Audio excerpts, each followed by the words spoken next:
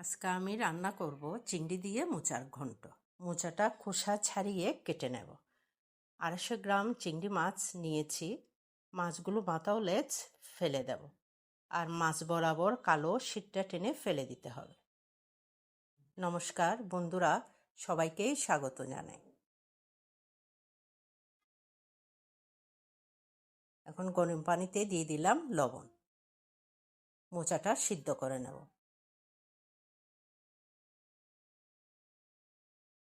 মোচাটা ঢাকা দিয়ে একটু ভাপিয়ে নেব।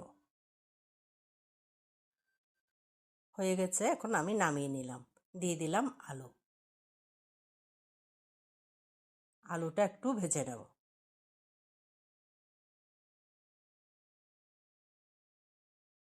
দিয়ে দিলাম হলুদের গুঁড়ো।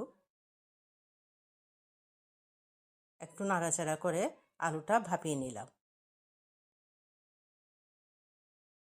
আলুটা আমি লাল লাল করে ভেজে নেব।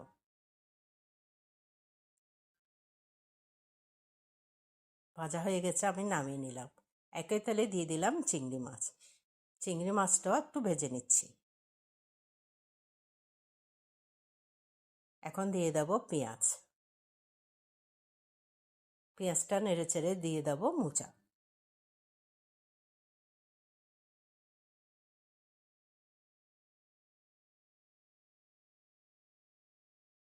মোচাটা একটু ভেজে নিলাম।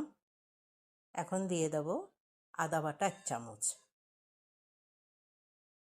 আদাটা একটু নেড়ে চেড়ে দিয়ে দিলাম হলুদের গুঁড়ো আধা চামচ, মরিচের গুঁড়ো আধা চামচ, ধনিয়ার গুঁড়ো 1 চামচ, জিরার গুঁড়ো আধা চামচ, স্বাদ মতো লবণ।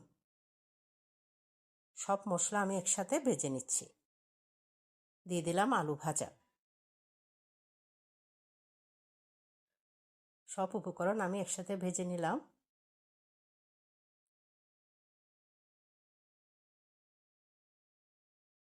দিয়ে দিলাম পানি। পানি দিয়ে একটু কষিয়ে নেব। এই কষাতে হয়ে যাবে চিংড়ি ও মোচার ঘন্ট। দিয়ে দেব গরম মশলার গুঁড়া, দিলাম ঘি।